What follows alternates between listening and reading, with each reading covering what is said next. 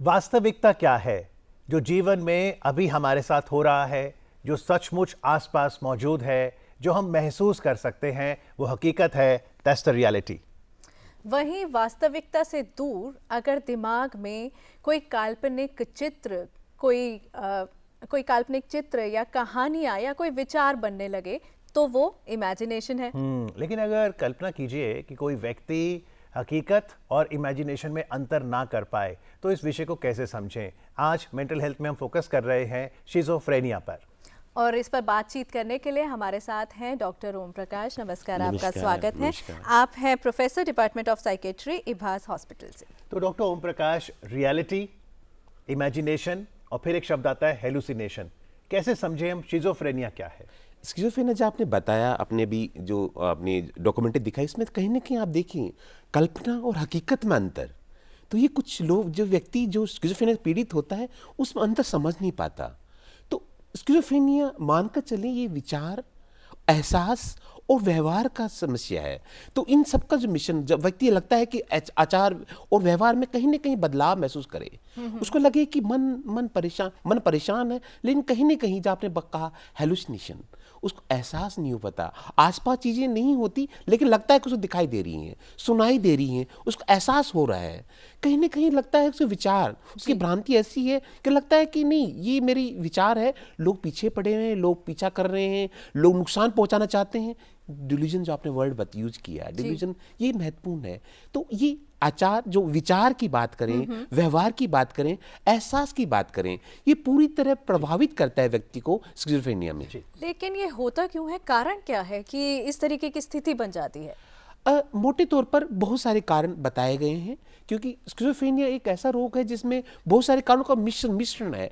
मोटे तौर पर देखें तो केमिकल्स का जो लोचा, मुन्ना भाई एमबीबीएस याद है आपको, जिसमें केमिकल का लोचा, मानसिक असंतुलन जो होता है, कहीं ना कहीं मोटे मोटे केमिकल्स हैं जिसमें डोपामीन, ग्लूटामेट केमिकल्स होते हैं, उनका असंतुलन दिमाग के अलग अलग हिस्से में कम या ज्यादा के कारण ये संभव है। तो ये असंतुलन क्या कोई नशा करता है, इसीलिए जीवन शैली से जुड़ा है, खान पान से? बहुत सारे कारण हैं। ये अमूमन ऐसा देखा गया है कि जो उम्र के साथ में, जो एक तकरीबन उम्र जो लेट टीन्स बोलते हैं, 16 से 35 के बीच में ये शुरुआत होती है। तो अनुवांशिकता ही कारण मोटा एक देखा गया है। कहीं ना कहीं अगर आपके परिवार में स्किज़ोफ्रेनिया किसी का रहा हो तो स्किज़ोफ्रेनिया के चांस ज़्यादा बने रहते हैं। अगर कहीं ना कहीं, जैसे आपने नशे की बात की, गांजा, एक कैनाबिस बड़ा इंपॉर्टेंट कारण देखा गया है। जो युवा वर्ग जो कैनाबिस जो सेवन करते हैं, उनमें एक कारण हो सकता है। कारण अत्यधिक तनाव, अत्यधिक परेशानी, सदमा भी कारक हो सकता है, अकेला कारण नहीं, कारकों में एक कारण हो सकता है। गर्भावस्था की समस्याएं, कुछ गर्भावस्था जटिलताएं, जो जन्म के स्थान जटिलताएं, वो भी कारक संभव हो सकता है। तो मोटे तौर पर स्किज़ोफ्रेनिया एक बहुकारक रोग है जिसमें ये व्यक्ति पूरी तरह से प्रभावित होता है। जी, तो अगर कोई इससे प्रभावित होता है, क्या ये जीवन भर रहने वाली स्थिति बन जाती है या ये कम समय में ठीक भी हो सकती है?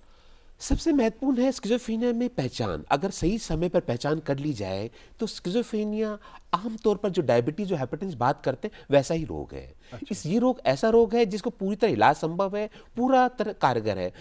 अधिकतर व्यक्ति जो अगर इलाज कराते हैं वो पूरी तरह ठीक हो जाते हैं। तकरीबन 8 से 12 महीने इलाज चला और पूरी तरह ठीक हो गया। लेकिन अगर इलाज में देरी होती है तो संभव है इलाज लंबा चलता है। तो इसका मतलब ये बहुत महत्वपूर्ण है, जैसे डॉक्टर ओम प्रकाश ने कहा कि शिज़ोफ्रेनिया का इलाज संभव है, अर्ली इंटरवेंशन जरूरी है। लेकिन जब व्यक्ति आपके पास आता है, साइकियाट्रिस्ट के पास, पहले तो बताइए, क्या बड़ा आसान है साइकियाट्री के पास आना? और फिर आप पहचान करते कैसे हैं? अमूमन हम कहते हैं परिवारों को, जैसे आपने जब आपने स्टार्ट किया था, जो डॉक्यूमेंट्री बताया था कि लक्षणों की बात की थी, तो लक्षणों में अगर परिवार को लगे कि सोच में बदलाव आ रहा है, व्यक्ति की कुछ एहसास के, हेलुसिनेशन की बात की, हेलुसिनेशंस आ रहे हैं, कुछ अव्यवस्थित व्यवहार कर रहा है, कुछ ऐसा जो अनोखा सा है, अजीब सा है। ये बताइए, ये परिवार के लोग बताएं या व्यक्ति खुद भी बता सकता है? व्यक्ति खुद ही बता सकता है कि मुझे एहसास, मुझे कानों में आवाजें आ रही है, मुझे महसूस हो रहा है, मुझे लगता है लोग खिलाफ हो गए, मेरे पीछे पड़े। तो व्यक्ति खुद ही बता सकता है। परिवार के व्यक्ति, उसको लगता है अजीब सा व्यवहार कर रहा है, अलग रहता है, चुपचाप रहता है, बोल नहीं पा रहा है। तो कहीं ना कहीं वो व्यक्ति और परिवार दोनों मिलकर अगर डॉक्टर को लक्षण बताएंगे, जो डॉक्टर मनोचिकित्सक होता है, उन लक्षणों के आधार पर क्योंकि याद रखें स्किज़ोफ्रेनिया किसी ब्लड टेस्ट में नहीं आता, स्कैन नहीं होता। ये सिर्फ और सिर्फ बातचीत, व्यवहार, हिस्ट्री जो ली जाती है डॉक्टर के द्वारा, उसी से ही स्किज़ोफ्रेनिया का निदान होता है, डायग्नोसिस होता है। जी, पर जिस तरीके की ये सिचुएशन है, मतलब अपने आप में एक बार तो थोड़ी सी कहते हैं ना डर भरी, भय वाली सिचुएशन हो जाती है, और ऐसे में अंधविश्वास वो पनपने लगता है, तो उसके लिए आप क्या कहेंगे? मैं कहना चाहूँगा कि स्किज़ोफ्रेनिया पूरी तरह से एक बायोलॉजिकल डिसऑर्डर है, ब्रेन का डिसऑर्डर है। ये किसी जादू टोने से नहीं होता, किसी बुरे कर्मों से नहीं होता, पुराने पापों से नहीं होता, जो कहते हैं पुराने पाप हो गए, किसी ने करवाया नहीं होता है, कोई झाड़ फूक से नहीं होता। तो कहीं ना कहीं हमें आपके चैनल के माध्यम से कहना चाहूँगा, कहीं ना कहीं हमें धारणा निकालनी है, ये पूरी तरह से बायोलॉजिकल डिसऑर्डर है जिसमें हम मदद कर सकते हैं। सही समय पर निदान से, पहचान से हम उस व्यक्ति को मनोचिकित्सा में ला सकते हैं और इलाज सही समय पर इलाज कर सकते हैं। तो इस समय इंसिडेंट्स की अगर बात करें, institute of human behaviour and allied sciences तो एक बहुत प्रतिष्ठित मानसिक स्वास्थ्य के लिए इंस्टीट्यूशन है। कितने केसेस ओपीडी में आते हैं शिज़ोफ्रेनिया के? भारत में क्या इंसिडेंस है वर्ल्ड वाइड? दुनिया भर में तकरीबन 1% लोग दुनिया भर में स्किज़ोफ्रेनिया से प्रभावित हैं। अगर भारत में मोटा मोटा आंकड़ा देखें तो 150 से 200 व्यक्तियों में एक स्किज़ोफ्रेनिया का मरीज है। अच्छा। ये बड़ा आंकड़ा है, और इसमें सबसे महत्वपूर्ण आंकड़ा है कि कहीं 80% लोग पहुंच नहीं पाते डॉक्टर के पास में। वो सभी झाड़ फूक, मतलब कि इलाज लोग पहचान नहीं पाते और भटकते रहते हैं। अगर इलाज नहीं कराते तो फिर स्थिति कैसे चलती है? जो समय बीता जाता है, स्किज़ोफ्रेनिया का इलाज और दुभर होता चला जाता है। लेकिन याद रखिए, स्किज़ोफ्रेनिया का इलाज पूरा है। जब भी डायग्नोज हो, पहुंचे डॉक्टर के पास, पहुंचे, वो इलाज करवाएं, ये महत्वपूर्ण है। जब इभास के आपने प्रश्न किया, इभास में हमारे ये हम कहते हैं कि एशिया की सबसे बड़ी ओपीडी है हमारी। 2500 मरीज हैं, और 2500 में तकरीबन स्किज़ोफ्रेनिया के पेशेंट 40 से 50% स्किज़ोफ्रेनिया के प्रभावित होते हैं। ओके, तो जब इलाज शुरू होता है तो किस तरीके से इलाज किया जाता है, और क्या सिर्फ दवाइयों से काम चल जाता है या उसके साथ कोई थेरेपी भी लेनी पड़ती है? आपने बड़ा अच्छा सवाल किया, क्योंकि मैंने कहा कि दवाइयाँ बहुत महत्वपूर्ण हैं। दवाइयाँ कुछ ऐसे ही जैसे डायबिटीज और हाइपरटेंशन दवाइयाँ, ये दवाइयाँ जिनको एंटीसाइकोटिक की संज्ञा दी जाती है, मेडिकेशन कहते हैं, ये दवाइयाँ उस जो व्यक्ति जो भ्रम, जो डिल्यूजन, हेलुसिनेशन, जो भी उस व्यवहार को तब्दीली करने में बहुत महत्वपूर्ण कारगर सिद्ध होती हैं। तकरीबन 4 से 6 हफ्ते में दवाएं अपना असर दिखाना चालू करती हैं, और दवाइयों का कोर्स तकरीबन 8 से 12 महीने चलता है। तो ये मैं कहना चाहूँगा कि स्किज़ोफ्रेनिया का जो इलाज है पूरा है, कारगर है। दवाइयाँ के लिए आप नज़दीकी अस्पताल संपर्क करें। जब मैंने बताया कि राष्ट्रीय मानसिक स्वास्थ्य कार्यक्रम है जो भारत सरकार का है, इस कार्यक्रम के तहत तकरीबन 750 जिलों में भारतवर्ष में ये दवाइयाँ जिला अस्पताल, जिला मुख्यालयों में मुफ्त दी जाती है। ओके जी, तो नेशनल मेंटल हेल्थ प्रोग्राम में ये एंटी साइकोटिक्स की दवाइयाँ मुफ्त है, लेकिन आप साइकेट्रिस्ट से सलाह ज़रूर करें। तो डॉक्टर साहब, एंटीबायोटिक तो समाज ने सुना है, लेकिन ये एंटी साइकोटिक ये क्या है और ये फिर कैसे काम करता है? एंटी साइकोटिक दवाइयाँ हैं जो कि साइकोसिस यानी स्किज़ोफ्रेनिया में कारगर होती है। एंटी साइकोटिक जो दवाइयाँ हैं, रिस्पेराडोन, ओlanzapine, क्वेटापिन, ये दवाइयाँ हैं। जो दवाइयाँ क्या करती हैं कि जो केमिकल्स का, जो हम लोचा की बात की थी हमने, उन केमिकल्स के जो डोपामीन और ग्लूटामेट, उनको जो स्राव होता है उनको संतुलन करती है। कितने समय लेनी होती है? ये तकरीबन जो शुरुआती जो अगर अर्ली इंटरवेंशन की बात कर रहे थे आप, तो तकरीबन 6 से 8 महीने, अगर लंबा हो तो 12 महीने और 2 साल तक हो सकता है। व्यक्ति जो अगर शिज़ोफ्रेनिया डायग्नोस किया गया और मान लीजिए आपने उसे एंटीसाइकोटिक्स कर दिए, वो नौकरी पे जा सकता है, अपना कामकाज कर सकता है? ये बड़ा अच्छा सवाल किया आपने।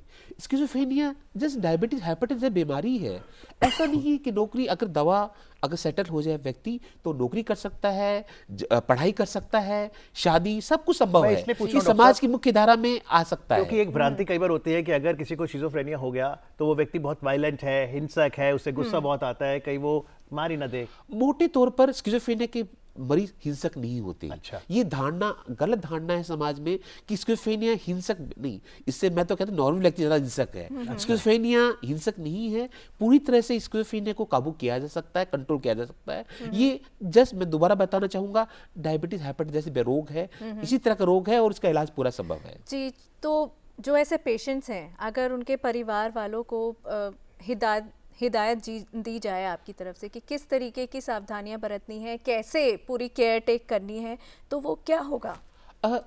मेरा मानना है कि हमारे भारत में परिवार एक असेट है, एक संपदा है। परिवार स्किज़ोफ्रेनिया के पूरी तरह से अगर सहयोग करे तो मरीज को बीमारी उबारने में मदद करता है।